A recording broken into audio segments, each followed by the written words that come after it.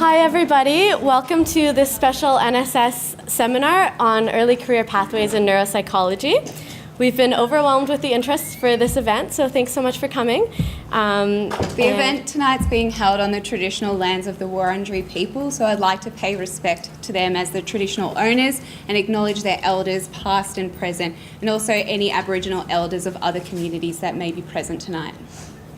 To begin the evening, we're pleased to welcome the head of school, Professor Sarah Wilson, for a special presentation on graduate outcomes for Victorian neuropsychology students. Sarah is an internationally recognized expert in cognitive neuroscience, clinical neuropsychology. She has pioneered music neuroscience research in Australia and has expertise in epilepsy and brain injury. Please join me in welcoming Professor Sarah Wilson.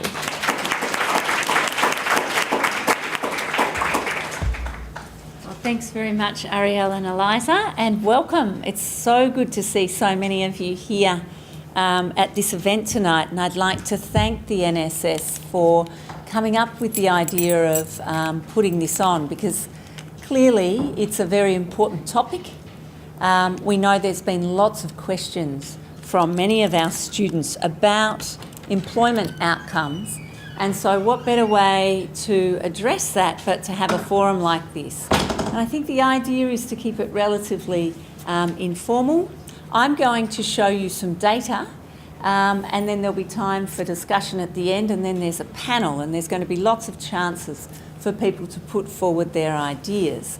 But I guess just to put this in context, I became aware that there was some concerns within the student cohort at our school here at Melbourne about outcomes of neuropsychology trainees. And are there enough jobs for the number of people we're training? And if there aren't, is it ethical for us to be graduating this many students? And I want to start by saying that our school takes the employment outcomes of our students extremely importantly. It is a core criteria by which we evaluate the success or otherwise of our programs. Where our students end up, their lineage and where they go on to be the future leaders is core to our business, and we understand that we're training the future leaders of the discipline. That's what we're on about. So absolutely paramount is this idea that we don't overtrain or train too many people, but at the same time we ensure that we meet the needs of the community, because we know that depending on where you look or from what level or perspective you look at this question, you're going to come up with a different answer. And I think this is part of the complexity and the concern that has surrounded this outcomes issue. And there's been, in my sense, a lot of information floating around, and some of it quite conflicting. So you'll hear some people say, yes, there's terrific outcomes for graduates, and then you'll hear other people say, there's no jobs at all, there's no future. And of course, how can that be? Because they're kind of polar opposite perspectives.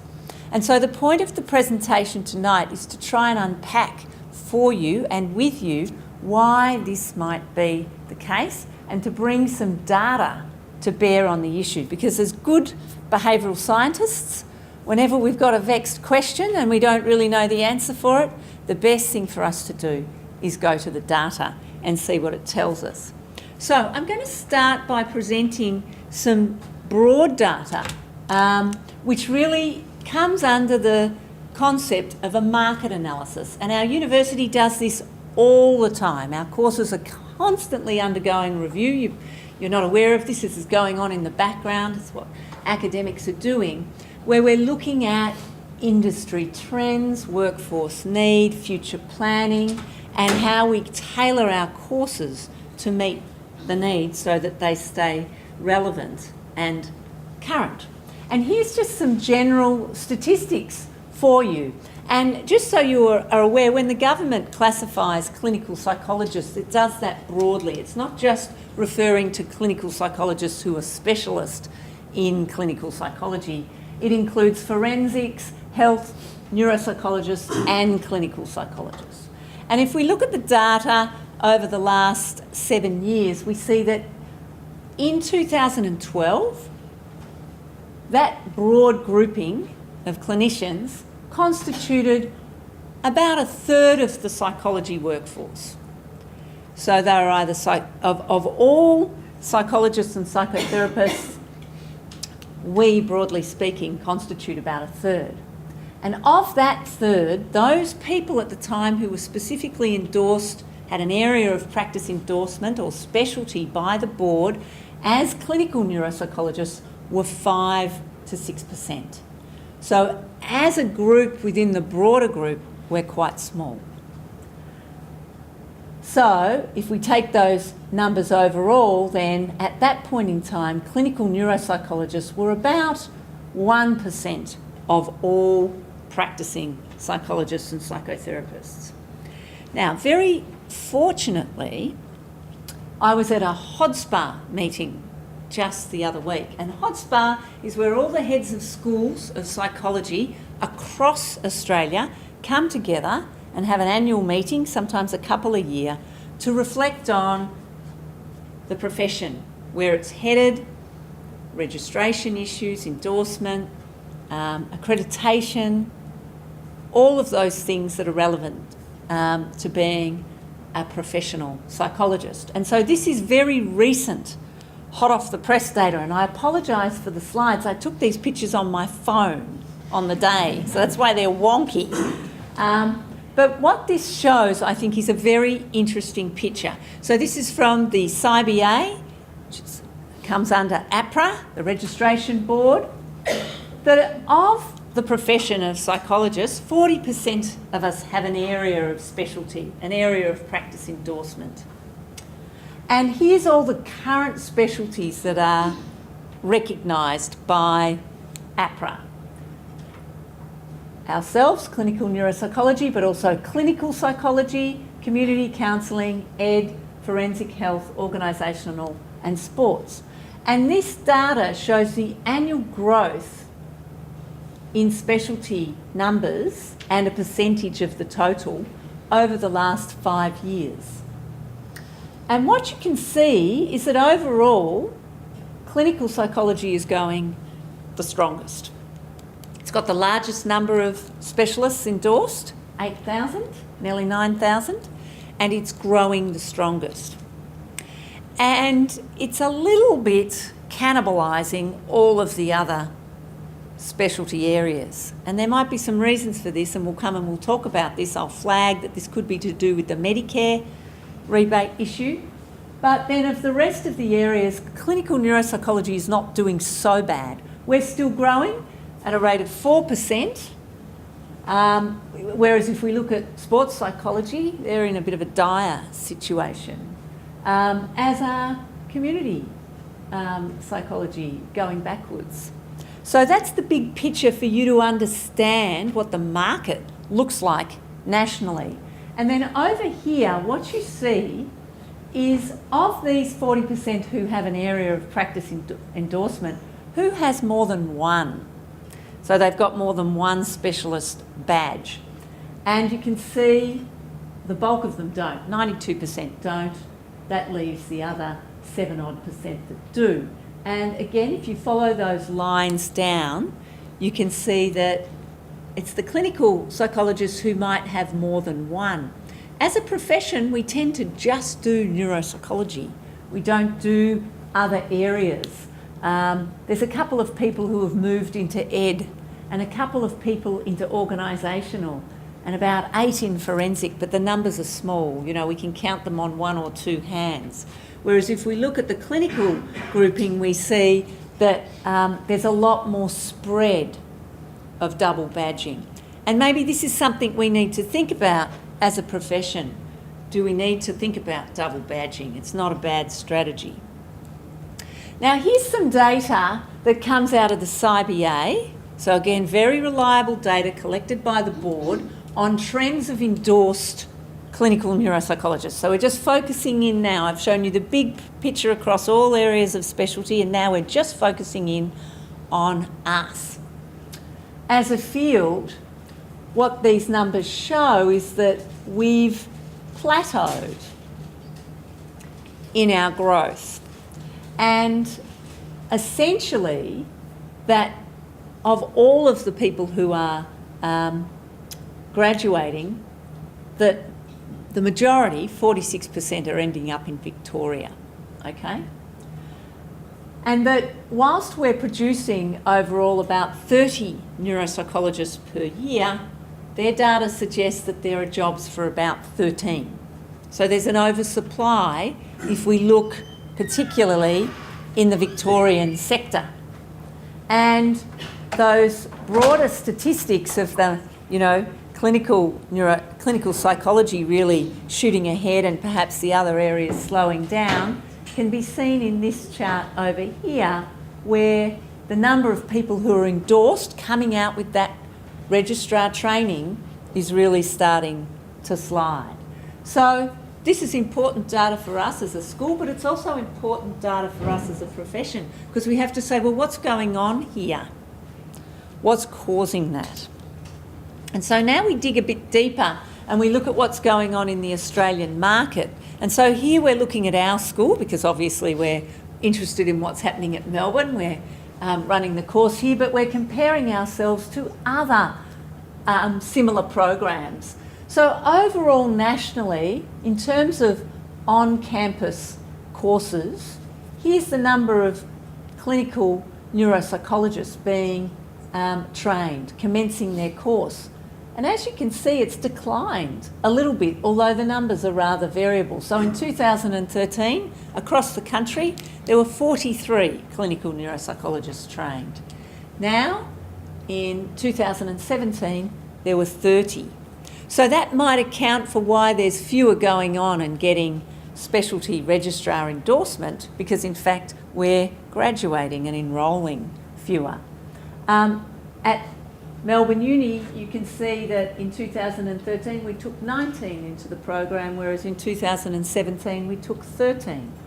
At Macquarie, they've gone up and down. At La Trobe, their numbers have really dropped.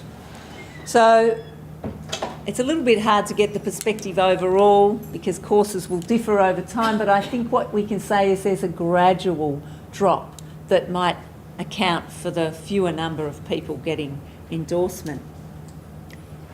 This is some data that Jay Anderson pulled together. She's the convener of our clinical neuropsychology program, and she's going to be on the panel a little bit later, which I think is encouraging now if we go and look at opportunity for employment. So this is this NPINOS email list where a lot of the jobs for new positions are advertised. And what we can see is that while it's been relatively low earlier on, with only one or two appearing on this site, more recently there's been an encouraging upswing, and already this year 12 jobs advertised. So we know there's a need, and we know there's a need particularly outside of Victoria. And ironically, I've just come back from a summer school that we ran in Vietnam for people who are wanting to specialise in neuropsychology and epilepsy. And in all of India, they've got a very small program, and they're in dire need for neuropsychologists. So internationally, if we look at that level, we see there's an absolute shortage, particularly in the Australasian region. So this summer school ran across China, India, Malaysia, the whole region, and the common thread amongst all the attendees is that there's nowhere near enough neuropsychologists.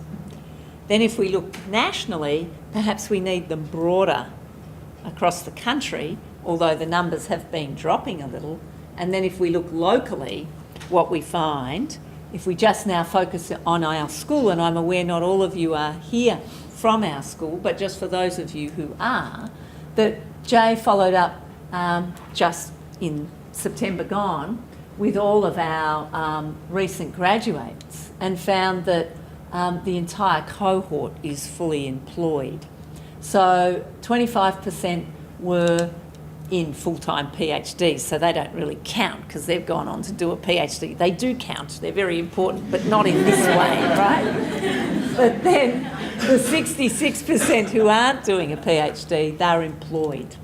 And then 9% had gone on to do research. but there were none that she spoke to in the full cohort who were wanting additional employment. Now, you can ask Jay about this data when she speaks on the panel a little bit later. And the majority of them felt that their degree had prepared them for their job and that they were doing well in their specialty practice. So it's mixed, isn't it? Depending on who you ask. And then we did a survey of the alumni going back further, and we got this similar type of very happy. Might have taken them a while to get their job, but if they're in Victoria, there's a lag.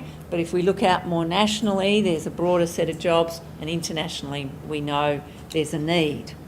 So what do we make of all of this? Well, the reason for some of the conflicting information and the confusion and the hearsay and the anxiety and the concern, I think, depends on where you shine your lens and the level of analysis that you do.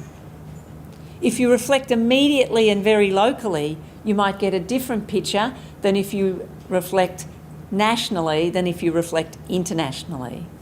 And so we need to take the complexity of the market into account. I think globally there is a need for more neuropsychologists. How we manage this locally, given that we've got a majority of these people in Victoria, that's a question that we need to think about.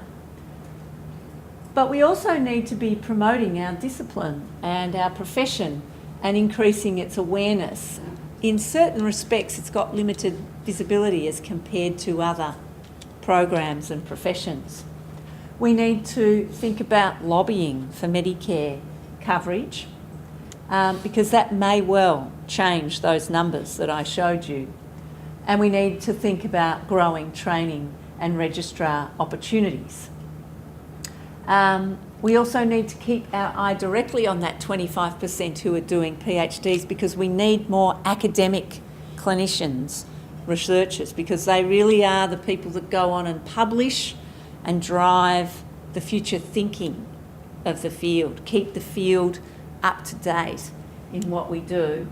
And then we need to think about these broader international horizons. I mean, one of the issues we encountered at this summer school is that there's all these people who need testing, but there's no population norms that are relevant for people in India in their native language. We've got a big job to do, actually, if we're going to think about neuropsychology as a global enterprise and showing global leadership. And there's a lot of work that we can do. So, what about our school? Well, what we decided we'd do, and I want you to put this in your diary, is we thought we'd have a reunion.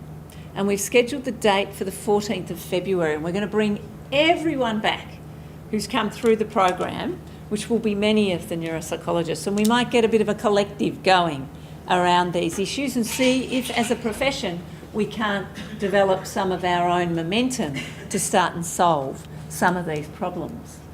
In the meantime, our school has been quite forthright in its recommendations to the recent Royal Commission. We were asked to submit a set of views on what we think should be considered, and these aren't all of them, obviously, but I've picked out the ones that are relevant to neuropsychology.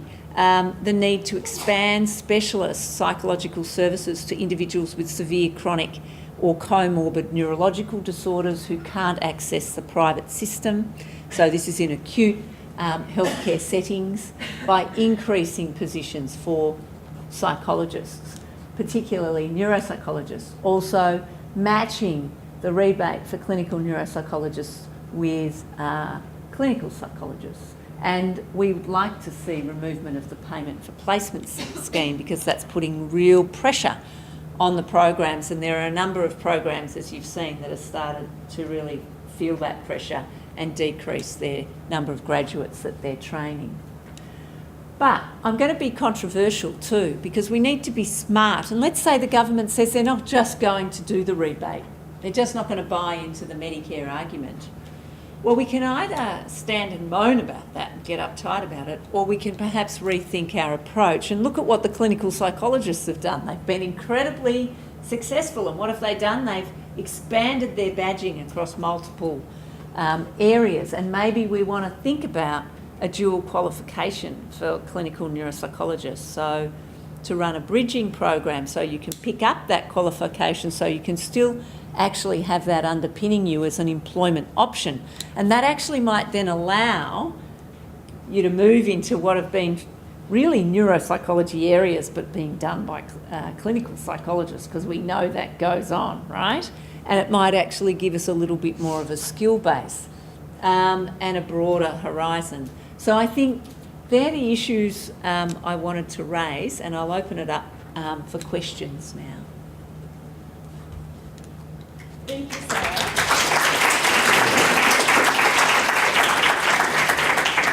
Thank you so much, Sarah. Does anyone have any questions for Sarah? Sarah, yeah. What is the dual qualification like as a carpet? Well, I'd like to hear the room's view on that. Our school can offer something like that if the cohort would be interested. Obviously, it's work to get up and to do, but if people thought that was a good idea, it's a way of being responsive to the needs of the profession. So would you be interested if such a thing? Yeah. Who else might be interested? Show of hands. Yes, this is my sense. So that's very encouraging, because I think that gives us a greater base, right? It also gives us more honed clinical psychotherapeutic skills. It expands your ability for registrar training options, and it leaves us a little less pigeonholed. Yeah. Just on that, would you consider kind of broadening out to, say, EdMedDev sites as well? Just kind of other areas aside from disciplines like... Yeah. So we have an educational, an ed psych program run in the Faculty of Education, and we do many things with them. So there's a lot of connection between us. Although they're in a different faculty, we all come under the one administering organisation unit from an accreditation point of view, which is this school. So yes, if there was an interest and people wanted to do that, we'd obviously need to get their buy-in because they'd be having to be prepared to be part of that. But I think in the first instance we'd probably trial it with the clinical, and then absolutely there's no reason why we couldn't expand it, because we've got that existing program at the university, so it would make sense. They're quite popular too to get into and have a lot of people wanting to do their program. They're a good program. Yeah. Thanks very much for all the information. It's really helpful. That's fine. He was talking about international opportunities. The only sort of challenge that I can see there is getting to the stage where you qualify. So a registrar program, my understanding is that it's requires you to be have gone through a series of qualifications themselves, which is limited to those opportunities. So it's kind of that initial bridging that gap. Yeah. I'm just wondering if we had any thoughts on how we kind of get to there. Yeah. So, I mean, I think each current neuropsychologist needs to really consider their ability to expand their registrar training options. I certainly have done in my clinic personally. We're also looking as a school at opening up additional opportunities for this type of training. I think this is something that the APS has got firmly in its sights as well, and the board, because collectively at Hodspar it's recognised that there's this real bottleneck. If Medicare changes, I think this will change that, right? That would be my prediction. It's if Medicare doesn't change. So the APS have currently got a very detailed submission into the Australian government around the rebate, because they're overviewing all of the Medicare rebates. There's a review going on right now, and they've put that in. It's not clear how that's going to fall out. They've done lots of lobbying, they've been very vocal, but it ultimately comes down to the minister and the panel that advised the minister and the budget allowable. And you can see that they might be a little bit loath to expand the rebate because of the costs for the Australian government. The APS have put very strong arguments as to why that's a false argument, but whether or not they buy it is, well, we're all just waiting to see. But I guess what we're doing at a school level is thinking about this whole process and what the opportunities might be, and then how it leads, for the local graduates at least, into registrar training programs. Can I get a sense from people in the room as to how many people have had trouble accessing a registrar program? Is there anyone who hasn't been able to access a registrar program? I think a lot of people in this room haven't yet graduated. Oh, they haven't as yet well, graduated. So that might Okay. play into it a little bit as well. So there's no one here who's graduated who hasn't been able to. Wrong cohort. Okay. Fine. I think a lot of them also interstate. I mean, a lot of our cohort is employed, but they've gone interstate. So Yes. They're really optional graduates. That's right. And Jay, do you have any data on that when you followed up interstate registrar programs? No, only that New South Wales tends to be a bit more tricky because they're a bit behind some of the other states in terms of the number of neuropsychologists that actually exist in New South Wales. There's a tendency for clinical psychologists to be doing neuropsychological work. Yeah. And so it can be a bit harder to get, there are some fantastic neuropsychologists in New South Wales, but they haven't kind of got the headway perhaps in terms of the market acceptance of their role or importance of their role. So it can be a little bit harder to get registrar training there, but by and large, interstate registrar training seems to be reasonably straightforward. A lot of our graduates have certainly just walked into registrar jobs interstate that week after or even before they graduate. I think there's, if we think about Australia as a nation, there's a lot of opportunity. But I would like to also get you to think about, our Australasian region, because there's huge opportunity, and we need to perhaps think about how to do that systematically and set up some pathways. So as part of the review, I think that we're going through as a school, that pathway issue is core to what we're thinking about. It's high on our radar. Yeah. I was going to say, we might have time for one more question. Any more? Thank you so much, Good. Sarah. All right.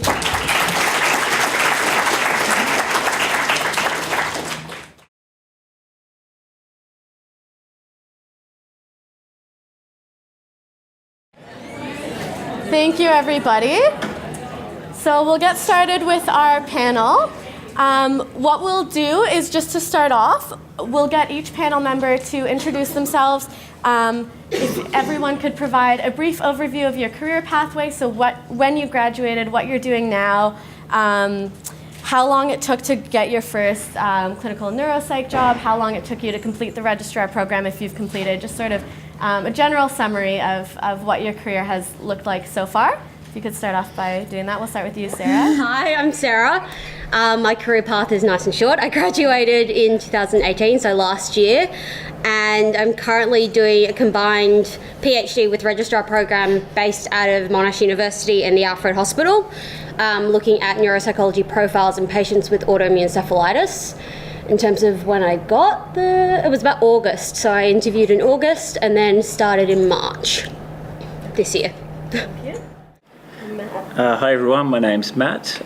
So I completed a PhD in clinical psychology back in 2011 and worked as a clinical psychologist in the drug and alcohol sector for about 2 years in Hobart, Tasmania, and during that time I developed a bit of an interest in neuropsychology, so came back to La Trobe University to complete my MPsych. That was commenced in 2013 and finished 2 years later, and then completed the registrar program through employment at RBIAS. Thank you, Matt. And Evelyn? Hi, my name is Evelyn Chen. I completed my Master's in Clinical Neuropsychology in the year 2017. I got my first registrar position sometime 6 months down the track. I'm also doing a PhD program at the moment with Dr. Jacqueline Anderson and Professor Rob Hester, tracking cognitive recovery in patients with mild traumatic brain injury using smartphones. So doing both those things in tandem. I'm Jay Anderson. I'm the current convener of the neuropsychology program here at Melbourne Uni. I finished my clinical training back in 1999, and I got my first job, I don't know, a month later or thereabouts. And I started working, we didn't have to do registrar training, I'm sorry to say, at that time, but I worked consistently from then up until now, but I also did I then did a PhD and sort of did part-time clinical work and part-time research work up until the current point, which is what I continue to do. So I have experience across the sector, from rehab to acute, and also private practice. And I currently work clinically, little tiny bit in private practice, but regularly at the Alfred Hospital. Thanks, Jay. Just checking in, can everyone hear okay at the back? I know our mics are linked to the video, but is it okay at the back of the room here? Okay, wonderful, thank you. So we might start off with a question about the registrar program. This might apply more to Matt and Evelyn. Can you just give us a bit of information about your experience with the program, like how you got your position, how that was advertised, and the process involved in getting the position, and then how long it took and whether it was paid or not? Yeah, sure, I can answer that. So I had the good fortune of being a registered psychologist as I completed my neuropsychology training. So my first placement was at Arbias, and gained a lot of good experience there. Did another 2 placements after that, and I think I made a good impression, because at the end of my 3rd placement, literally a week after my supervisor was going on mat leave, and they were looking for, I guess, replacement full-time equivalent. So I just sort of slotted in literally 2 days after I finished my last placement at Bendigo Health. And because I'd done a placement there, I was obviously familiar with all the procedures and that sort of thing. I could just get things started straight away. So that was 0.4 load, so 2 days a week, and I stuck around and went to a 0.8 equivalent load and completed my registrar program through that means. Thank you. And Evelyn, do you have any? I didn't slot right in. So after I graduated, I found a position as a neuropsych research assistant with a large study called MEDEL, which is music interventions in dementia and depression. And this is essentially running neuropsych assessments with older adults in aged care homes. So I did that for about 4 months, and at the same time, just looking around for any jobs that will float up. But I wasn't looking very hard because I was concentrating on working and learning the ropes, I guess, with the neuropsych RA position. And the PhD as well. So what I did one day was I just decided, well, I'm just going to type in neuropsych clinic, private clinic, and I thought I'd just send my resume to the first 6 clinics, and I had 2 hits. And there were two organizations essentially who basically called me and said, look, we're interested in giving you an interview. I went for an interview. They gave me a subcontracted position for one clinic. And the other clinic, the person was interested in interviewing me, but he was away. So I went with this clinic, got the subcontracted position, and within a span of 2 months, I was employed part-time. So I worked there 2 to 3 days a week and do my PhD at the same time. Yeah. Thank you. It's really interesting to hear the different ways that people have gotten to where they are. On the topic of a lot of people are about to graduate, and I'm wondering if any of you could talk to what the most challenging aspect was of entering the workforce after graduation, and any tips that you have of transitioning from sort of the master's degree to being out there in the workplace. You can take weekends off. Is pretty much what I've learned. Well, I can't take weekends off yet.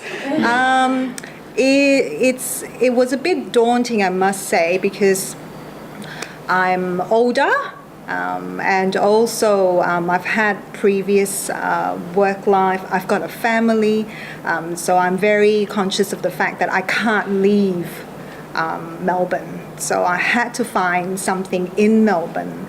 I certainly have friends who have found neuropsych registrar positions in Brisbane. I know someone who's found a position in Bendigo and in Ballarat.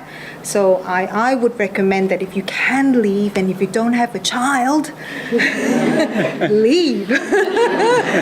Because if you can find a position out there and if you're more mobile, I think that's a good opportunity for you. So it was certainly daunting, but you just stick your heels in and persist and something pops up. So I was certainly not expecting to just cold call 6 clinics in the first run and have 2 clinics give me a ring back. So things happen. I think it's a really important point for everyone to also understand that because our profession is so small, a lot of jobs happen through word of mouth rather than formal advertising. And I think it's really, really important that you keep that in mind. So Matt's experience of being tapped on the shoulder by his supervisor is really common, and it's often to fill mat leave positions or temporary moves or whatever the case might be. But very, very more often than not, it ends up resulting in a permanent position. And so obviously not every organisation that you happen to have your final placement at is looking for somebody to employ as you leave. So that's just one way of it happening. But it's also the case that organisations who haven't got somebody on placement or recently, they'll ring their friend, because we are a small community, they'll ring their friend and they know they have students and they'll say, did you have any good students recently? And so, because what you need to understand is, particularly in the public health sector, not so much in the private health sector, but in the public health sector, it is mind-bogglingly, administratively complex to advertise anything, okay? It takes months to get things approved and got through HR and this, that and the other. And so for things like mat leave positions or relatively short-term positions, people are typically filling these not by formally advertising, but by trying to find people through word of mouth. And what that means is that a lot of those jobs go on to be permanent so I guess what I'm saying to you is, yes, there are the externally advertised jobs, and my experience and also of recent graduates is that they're going up in number, those jobs. But it's also really important to remember that your placement is essentially you advertising to the neuropsychology community your skill level, and that you need to treat it a bit like a job interview to be on top form. Obviously, you're in a learning capacity, and that's absolutely understood, but that is an important thing for you to take out of this, because so many jobs are not advertised and people find work through non-externally advertised means, basically. And just like to add to that, so of my cohort, so I graduated in 2015, class of 8 and 7 have completed the registrar program now, and one's about 8 months away. An individual in my cohort actually went to the UK and practiced in a hospital over there, got supervision from a UK clinical neuropsychologist. She returned to Australia, sort of roll the dice and see if they would recognise the work that she did do in the UK and the supervision that she did. We were a little bit pessimistic, but it got signed off. So that is obviously possible. And there are actually benefits in terms of going elsewhere, insofar as you can land senior neuropsychology jobs with relative ease compared to Melbourne. So 3 people from my cohort are working in senior roles, and one of those actually obtained a senior position as a registrar. So that just speaks to, I guess, the lack of candidates elsewhere outside of Victoria. So. And just on that, I was about to ask you, Sarah, you've got the most recent experience, and if you can just talk to, where people in your cohort are and what type of work that they've been doing, and what you've all sort of found the most challenging aspect stepping out of the program so recently. I think definitely. So we still have Jesse's finishing up his combined. We have 2 who've started PhDs with the intent to hopefully get some registrar roles in those PhDs.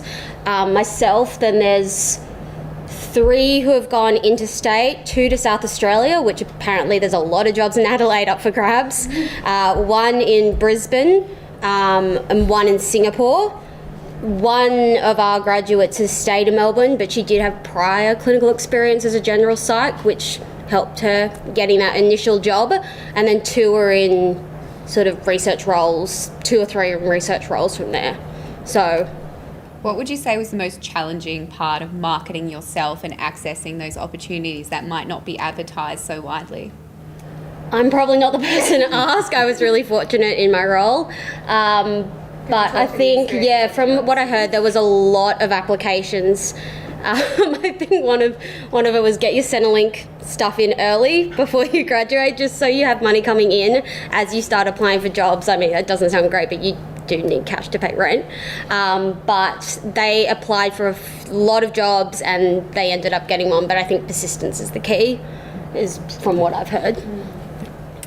I'm wondering if you could all talk to what skills you think what skills or attributes you think have been important in helping you become successful in the early stages of your career, especially for Sarah, Matt, Evelyn, and then Jay, if you can talk to anything that you think has helped you maintain your status as a very successful neuropsych. In registrars. Or yes, that actually as well. Very involved in employing people for a long time, so I'm happy to talk about it from that side. Yeah, that might be potentially more relevant based on the audience we have. Yeah.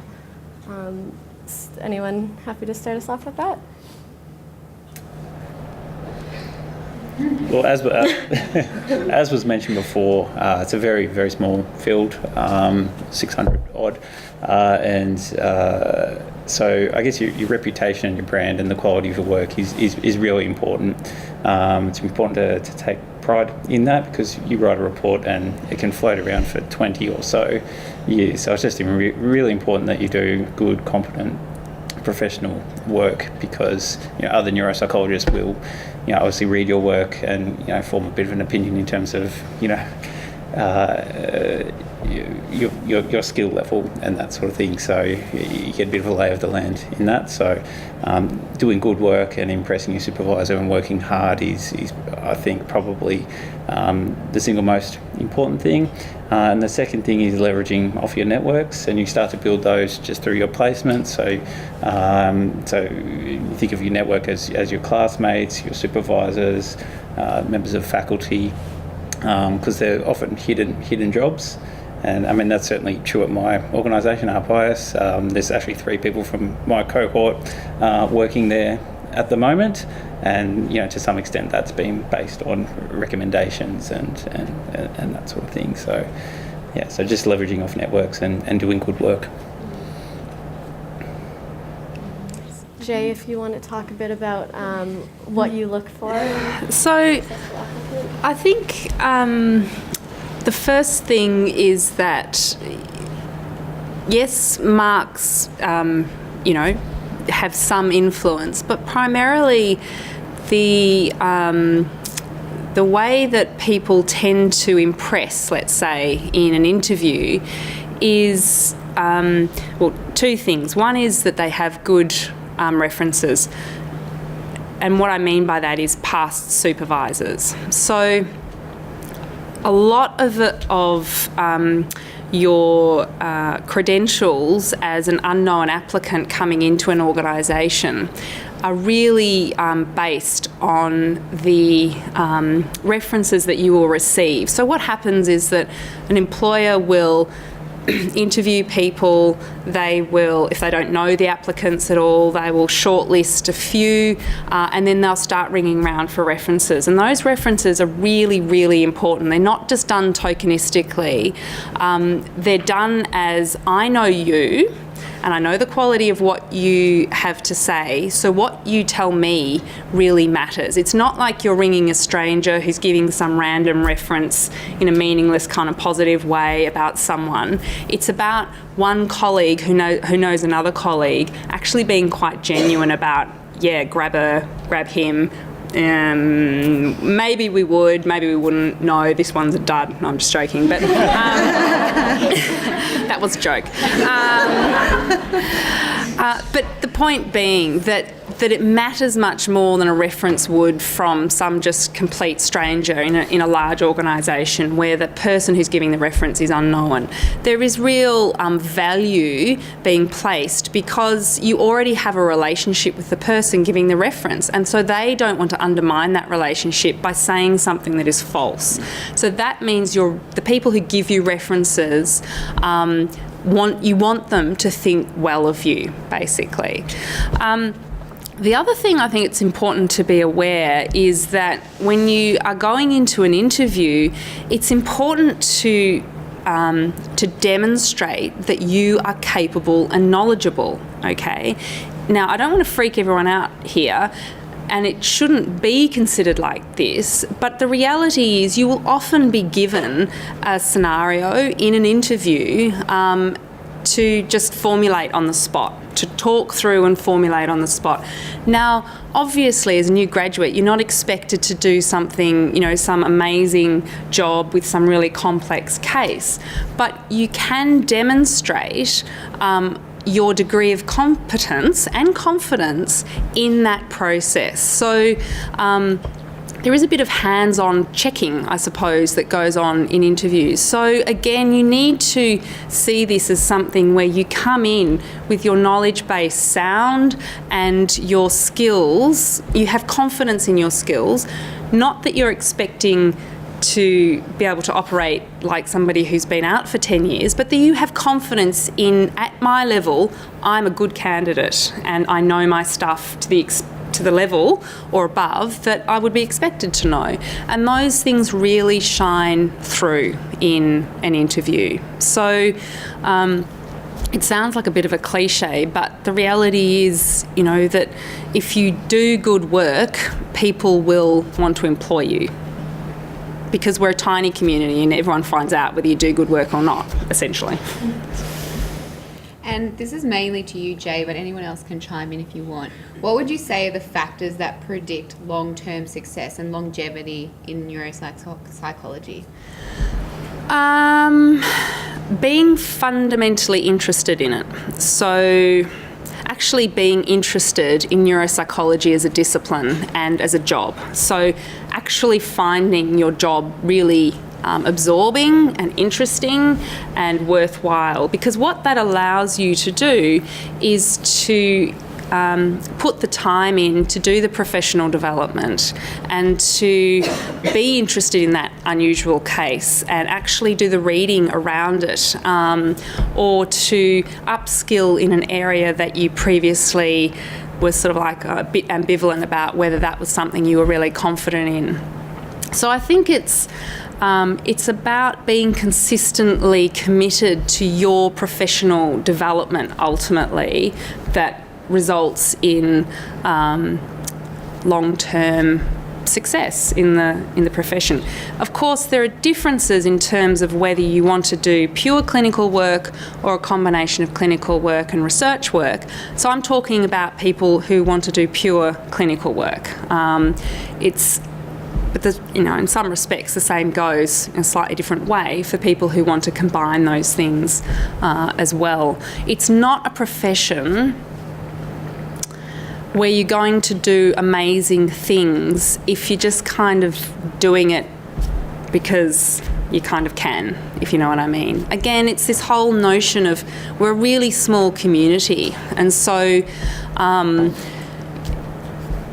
ultimately everyone ends up with a reputation that everyone else knows because we are a small community, and that's not a bad thing, but it does mean that people who are just kind of going through the paces, other people recognise that they're just going through the paces. It's not like you're one of 20,000 people in the country and no one knows who you are.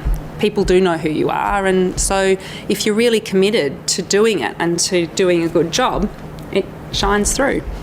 As Michael always says, neuropsychology is not a low self-esteem profession. I'm wondering if the panel can talk to ways that you've continued to develop your skills post-graduation, and advice for us who haven't yet graduated, how we might continue to develop those skills. Well, I've been kind of thrown in the deep end of just being told to create a neuropsychological battery in the acute and chronic stages of this disease. I'm in a neuroscience department, not in a psychology area, and so making sure I'm just going back to my notes and like reading everything I possibly can, just the stuff that we usually do anyway, doing a lot more of that.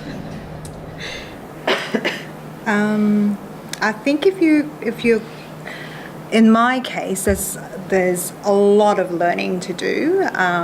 In the private setting that I'm in at the moment, we do obviously we have a lot of referrals from the community, so as you would expect, NDIS, decision-making capacities, but also I do forensic assessments in courts and in prisons,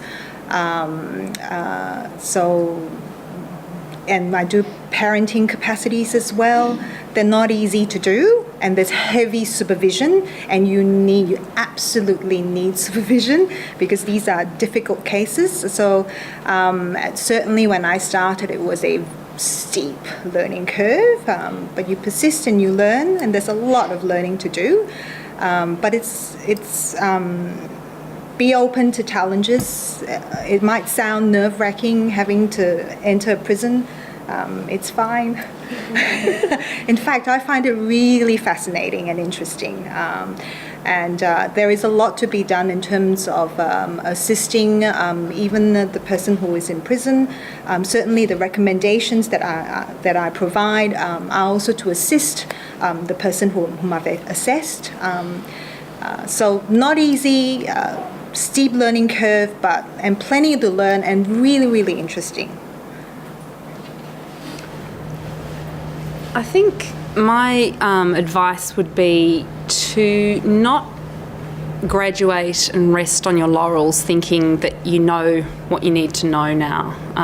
Recognising that you have entered a profession that involves lifelong learning, and if you aren't interested in lifelong learning, then you should maybe think about whether this is the right thing for you, because our understanding of neuropsychological conditions and neuropsychological intervention and treatment and diagnosis and all the rest of it is constantly evolving. And so if you haven't got a thirst to keep on learning, then you're going to fall behind, because your knowledge from 3 years ago will be outdated knowledge. So it is about having that kind of mindset of wanting to keep on learning new things and being interested in developments in your field. On that as well, I've found going to different departments, sort of, what would you call, seminars, like there's a neuropsychiatry seminar held at RMH in the Alfred that's really interesting, has really opened my eyes to how neuropsychology is perceived in those areas, and also what they're doing in terms of how they look at cognition and where we could fit in, and just, it's been interesting, it's worth doing. And then on that topic of sort of further learning, in the current state of neuropsychology, particularly in Victoria, do you think that the PhD is necessary to remain competitive as a candidate for sort of clinical jobs? Is it necessary? No. I'm sorry to the Monash people present, but I mean, I'm talking genuinely here, not because I'm a member of staff here. The reality is that a PhD is a necessary entry-level degree if you want a profession in research. It doesn't have to be a full-time profession, but if you want to do professional research, as in that is a significant component of what you're spending your time doing, then yes, you need a PhD. You cannot get grants without a PhD, or it's not independently, not you as the senior investigator.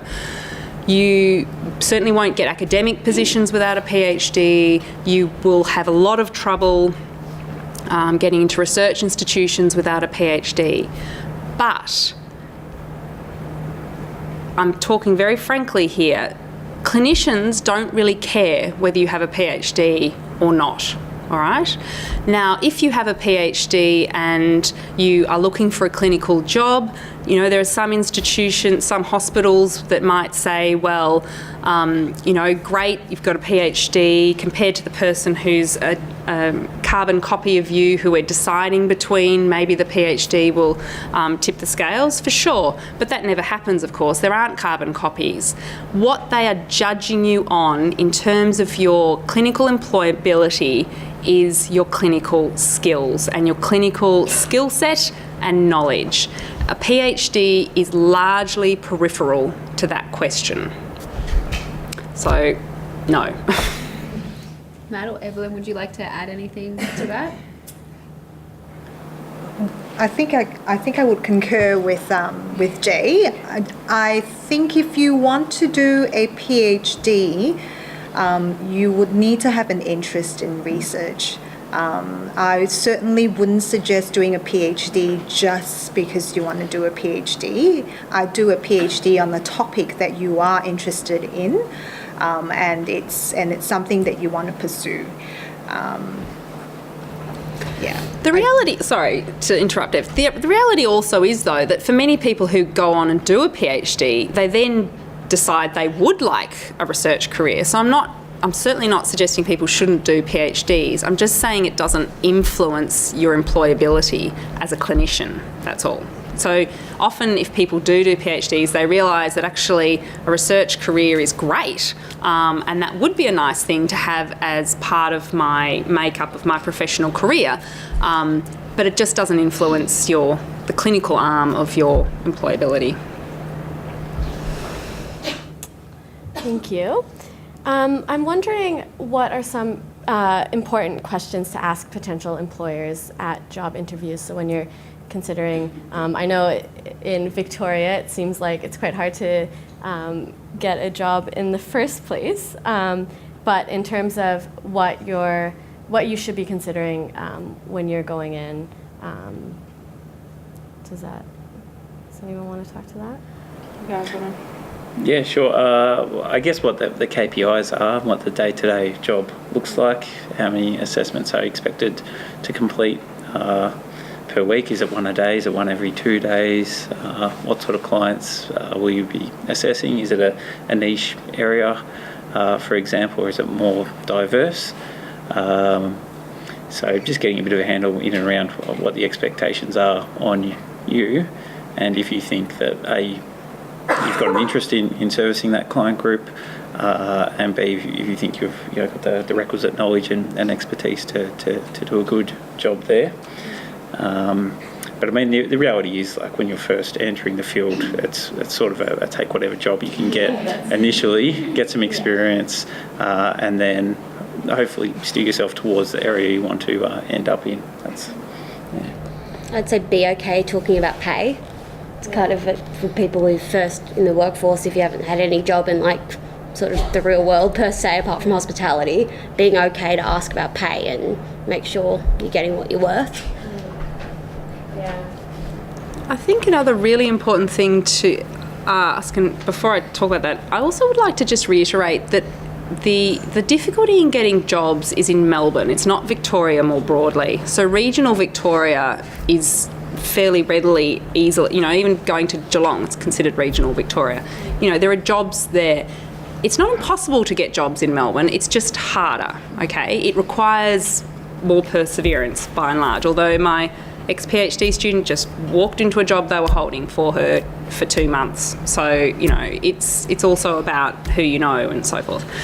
But the thing I was going to say is supervision. You definitely need to clarify, particularly in smaller organisations, whether they're going to A, pay for your supervision, which they should, and B, allow your supervision time to come out of your working time, which they should, okay? You don't want to get into a situation where you take a job and then they tell you, oh, we're not giving you supervision. That's not a job that you should be in, okay? It's going to be very, and even if they then say, oh, okay, well, you can do supervision in your own time and you can pay for it, well, that's all well and good, but that's going to be expensive for you. So I think it's really important that you do have a conversation about what is supervision going to look like, and if they can't supply it, where are they going to, you know, how are they going to organise it such that you can go to someone and they will pay for you to go in your working time to get supervision. Because one of the things is you're entering at a graduate level position. They're not paying you as much because you're less skilled. And what comes with that is that there is an expectation that they should be providing you with supervision. So I'd think very carefully about accepting a job where that's not being provided for you or catered for in some way. I think that's an important point. So if you do apply for any private clinic positions, to just ensure that supervision is, well, just know what supervision is going to look like for you.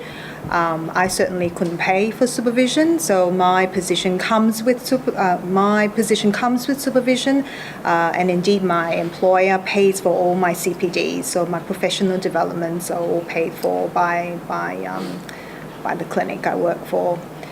So just make sure that you do ask, because you don't want to end up in a position where you are working and then you find out that supervision isn't included and you have to pay for supervision. And most of us, I think, are not in that position to be able to afford supervision. In particular, in the private setting, if you're doing things like forensic assessments that I do, parenting assessments that I do, and they're quite different to the other assessments that we typically do at hospitals, and the reports are very, very different, and you can get subpoenaed in courts, you will require heavy supervision. And, you can't be... Most of us can't afford to be paying hours and hours of supervision every fortnightly. So just make sure you ask those questions. We might do one sort of final wrap-up questions before we throw to the audience. But I'd just like to know, what does your future in neuropsychology, how do you see it? And then what do you see the field evolving as in general? Oh, maybe finishing my PhD would be the first tick. I've surprisingly enjoying research more than I thought I would, and there's a lot of opportunities in the sort of neurosciences area for neuropsychologists that I don't kind of realise we exist a lot of the time. I mean, I'm seeing quite a lot on patient consent forms that they've said a neuropsychologist will conduct the neuropsychology testing. What they're meaning is a person who's trained in the waist digit span will conduct cognitive testing. And so finding out what sort of opportunities, if you're interested in doing that sort of research, are in those neurosciences areas. So yeah, that's pretty much where I see myself. Well, I think I've found my niche, and that's more in the forensic medico legal space. So I think I'll continue with that. I think as a profession, I don't think we're going anywhere. I don't think we can be replaced with computerised testing or anything like that, just purely because of the complexity of the person sitting across you. So I think neuropsychology has a good, rich future ahead, and we won't be replaced by robots like some other professions. I think I would have to agree. I think the clients that typically sit across from us it's very, very complex backgrounds, and psychometric testing by itself is not sufficient to give a good clinical picture of what's happening to the individual. But I think that apart from the diagnostic setting as well, there's a lot to be done, I think, with things like behavioural interventions, and in private settings as well, there is a lot of opportunity to provide feedback, which I really, really enjoy, because you provide education to the client and also to the family, and certainly behavioural intervention and recommendations and strategies to the support services in terms of communicating and assisting the individual in their daily life. I think that's really important. Yeah. Look, I think if you look at it from a population and epidemiological perspective, we are in an ageing population. So, and this is across the Western world. So what comes with an ageing population, what comes with cardiac disease being, enormous advances being made in cardiac disease management and so forth, is that people are ageing to the point that they are suffering neurological disease. And what that means is that we have entered a period where finally the broader interest in cognitive processes has really started to blossom. Unfortunately, not always with the knowledge base, but the interest is there. And as a profession, we are experts not in giving tests, we are experts in thinking about neuropsychological issues. We're experts in understanding the relationship between cognition and the brain and behaviour. And that is not about giving a test. That is about our knowledge base and our perspective on what we are actually doing. And it is really crucial in successful diagnosis, in successful management, in successful intervention with any group of people who have cognitive or behavioural or sort of biologically based affective disruption. And those groups keep on going up, okay, in terms of proportions of our population. So I think we have a very positive future in terms of, the demands for us. And in fact, if you look at the, Medicare kind of applications, I suppose, for neuropsychology, neuropsychologists are enormously valued by people who work with them. It's just that we don't work with a wide range of disciplines.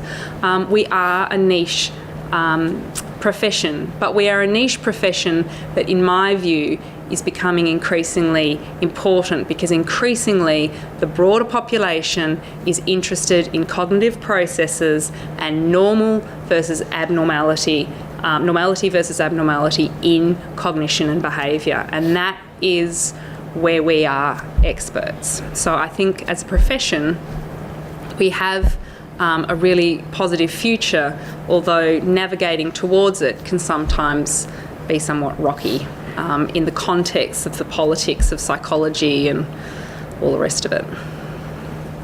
It's a nice positive note to end things on. So we might open it up to the audience now, and feel free to direct your questions to individual panel members or, the panel as a whole. Yes. So I have a question for Jay. I was wondering if you could speak a little bit about how your research career evolved, and particularly at what point post-PhD you were able to independently drive your own research questions and apply for grants for chief investigator and that kind of thing. So my research career evolved just consistently after completing my PhD. So I completed my PhD 3 years after completing my clinical training, and at that point I did a part-time postdoc position over at RMH, which was just for 1 year, and then I moved into the academic sector in essentially as a placement coordinator for a number of years, and in that role I was attached to a university, and I saw it as an opportunity to continue my research, even though that wasn't really what they were employing me for. So yes, I was doing clinical work as well, throughout this time, but I used that opportunity to just keep on producing research and doing studies and having honours students who could collect data for me and all those sorts of things, so that I kept that ticking along to a point. And I was, getting small grants because I was clinically located in hospitals, and they offer small grants that are, just for the people within the hospital to apply, their internal grants. So, I just kept on doing that, not because I had a clear knowledge that ultimately I was going to get the job that I have now, but because I wanted to do both of those things, and so I just kept on keeping on, and ultimately it meant that when a job did come up which required both of those skill sets, I was in a fortunate position to be able to say, choose me. So, Are there any other questions? Jesse? I guess asking the panel, three of you have or are working on PhDs. I want to talk specifically about the PhD in the context of the registrar position. To what extent do you feel like the PhD is a useful pathway even to just get through the very short period of the registrarship, so to get a PhD that has kind of clinical work attached to it, or that it just counts towards the registrar hours to pass that hurdle, so that then you've already go through the door with some extra supervisors behind you, with some research behind you, and if you happen to get a lucky project with some clinical work behind you as well. To what extent would you, if not recommend, that see as a valid or viable pathway to kind of get yourself through that registrar program, which then will open you up to all these different jobs? I mean, obviously I find it very valuable. I've found it quite supportive, actually. It's been good to kind of go into a role that I'm comfortable with in terms of the research, while also working as a registrar one day every 2 weeks or so. It's definitely useful, and I'm planning to do it all together. It gives you an opportunity to do registrar outside also my research work, so I'm doing it in a different clinic to what the neuroinflammation clinic that I'm working in. So that's a good option. I think there may be some more positions that they created, like the one I'm in. There was an MS one that was recently advertised, and a couple more might be in the horizon, I'm fairly sure, because it seems to be working quite well. Are you doing the combined? No. Ah, okay. So I did, completed my master's. Yep. And then they advertised this position. Yep. And then integrating the two. The registrar, yeah. So I can use the clinical hours of my PhD towards my registrar, as well as working in a clinic. Yeah. Yeah. Oh, well, the topic that I'm doing in terms of of PhD, I do recruit individuals at the Alfred Hospital. Those hours technically at the moment don't contribute to my registrar program. Because there is a strict criteria in terms of of what constitutes a registrar program. But I have, I think, sufficient hours, I think, already at the clinic I'm working. I'm fortunate because in the clinic where I'm working, the supervisor is really supportive of the PhD, and she's happy for me to basically plod along with the PhD and plod along with clinical work. But at the same time, I think there are a lot of clinical supervision hours already and clinical hours that I clock up with the registrar program at the clinic. So, yeah. Jesse, I think it's a valid pathway for people who want to do a PhD, who want to go on to have research as part of their professional program, I suppose. Look, I think we're in this somewhat difficult period. I mean, the reality is that the job market fluctuates. We've been in a downswing for a while. In my view, and the view of most people I talk to, we're heading into an upswing. I personally think that the upswing will continue on because of the fact that we are in an ageing population and our skills are not shared by any of our colleagues. So, I think ultimately, this will probably resolve itself over the next 3 to 5 years. However, you have to be pragmatic in the meantime, and you have to be pragmatic about the fact that you need to get registrar training and that you need to have money coming in. And so if that means for you and you're interested in doing a PhD that you do a PhD registrar, then go for it. I think it's, you know, if you aren't interested in doing a PhD, then I would probably put more of your efforts into trying to find a straight clinical job, because doing a PhD is a massive commitment. It's huge. It's not just 3 years, it's 4 years plus. And then you're into the whole research machine, which is that you've got a lot of expectations on you to keep, you know, you've been upskilled by the people who supervise you and they're expecting you to produce a lot of publications and et cetera, et cetera. So it's hard to get off the merry-go-round once you're on it. It's not impossible, but it's hard. So it's not just some sort of fallback easy option that I would recommend people choosing. However, as I said, people need to be pragmatic about the fact that they need an income and they need to be able to feed themselves and put a roof over their heads. So to some extent you have to do what you need to do. But if you're committed to wanting only a clinical degree, a clinical career, or at least, you know, for the next 5 to 10 years or whatever, then I would say I'd be putting more of my energy into maybe getting some casual work and just persevering with getting those clinical, getting clinical work, basically. And that involves, you know, going to conferences and networking with people who head up services and, you know, all of those sorts of things. But as I said, it also involves being good at what you do when you're on placement, and impressing people around you. Do we have any other final questions, Mag? I guess this is kind of a follow-up question to that. And maybe if Evelyn, you're in a good position to answer this, but if anyone else has any comments on it, we would appreciate it as well. How are you managing doing a PhD full-time as well as working clinically? With difficulty. Look, it's always been, Jay is very aware, and Prof. Rob Hester is very aware. In particular, Rob is very aware that I have a passion in both clinical work and also research. I don't take either of them lightly. And I have a family, but it's a juggle. So if you have a child after that many years studying who is able to say the word thesis at 4, although he says feces, when is your feces finished? No, thesis. And he is now approaching 11.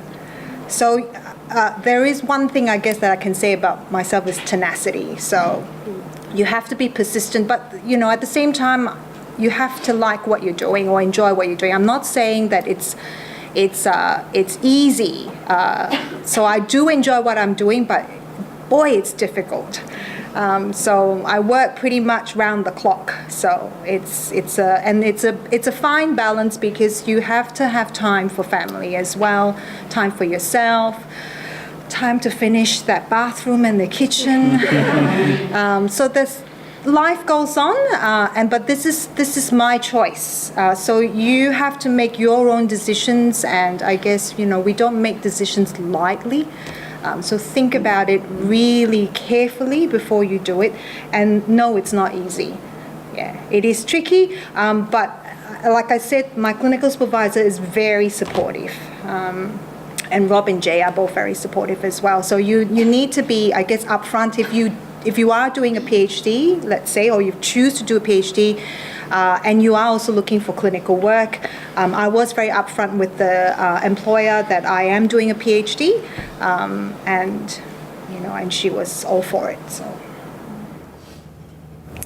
Noor? I would like to understand that if you do a PhD and get a scholarship, you can only work for a certain amount of hours each week. Is that right?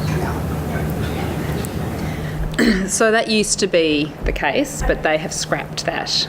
It now comes down to a conversation between you and your supervisor. So, but in reality, it's very hard to do more than about 9 hours work and still make appropriate progress on your PhD. Yes? Just to Jay on the question of family, obviously yourself as well, having children, is that something that you found challenging throughout your career, or did the timing fall a bit more right for you? The $1 million question. I say that because it is a question that is unanswerable.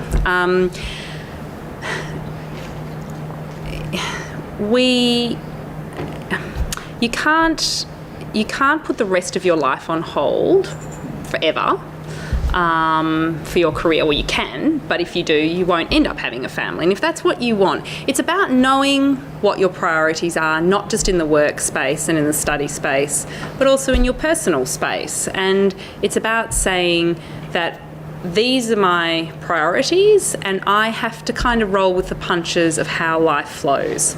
And so I've had PhD students who've accidentally fallen pregnant, not that far into their PhD, and they made it work.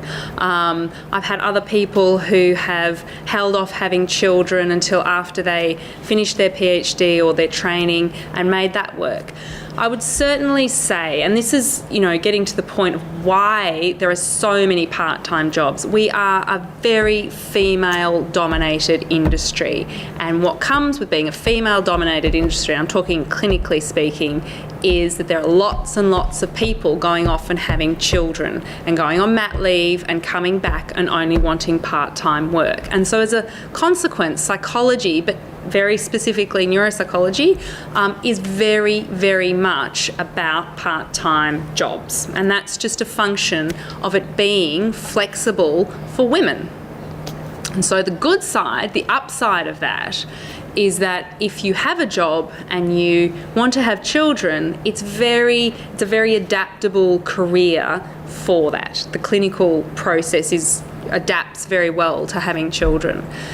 But I have been asked many times, when should I be thinking about having children? How do I fit them in? And all of those sorts of things. It's not a matter of fitting them in. It's a matter of saying that's part of life that is important to me if it is for you, and so I need to make that work, and you just have to work out for you what is a workable solution. It obviously is. I certainly wouldn't say that it's straightforward having children and working full-time. I'd be the last person to say that. But it's no different for people in our profession than in any other profession for women working full-time. And in fact, our profession is probably more flexible in some respects than many other professions. But certainly, lots of people do it. Certainly lots and lots of women and men work part-time and have children. So I think it's a very complex kind of weighing up of what's important for you, thinking about, well, I can't put things off indefinitely just because it doesn't suit me, because maybe it will never suit me. You have to let life go on outside of work and study as well. I don't know that helps, but yeah, there's no answer really. Thank you. We might take one more question. The back. It's been really great to hear about the clinical pathway, the research pathway, and the combined. And might not be right asking the right people, but if you could speak to an alternative. So people who have done neuropsychology training, but then have decided to go in a different direction, whether that be by decision or chance. So people who colleagues or past people in the industry. Absolutely. So people sometimes finish neuropsychology and exit that way and go and do something else. Sometimes people do neuropsychology and work as a neuropsychologist for many years and then find themselves disappearing off and having other careers and other lives and so forth. Many people do neuropsychology and then there's a bit of a hiatus often when they've got small children and then they come back to it. So I think it's like any profession out there that there will be people who at different points in their lives will say, this isn't right for me, and they go off and do other things. I don't think any degree or profession that teaches you how to think in a critical way, teaches you about humankind, is ever a loss for any future career. But that doesn't mean to say, my own cohort, we had someone who went off to became an IT and now works for Goldman Sachs. We had someone else who ended up working in an organisation, ultimately became sort of an organisational psychologist, and the rest of us we're a small number, but the rest of us have stayed as neuropsychologists. So, and that's not uncommon. People do just sort of filter off and do other things at different times. Yeah. Well, we might wrap things up there. Thank you all for coming tonight, and join me in thanking our panel members. It's been really inspiring.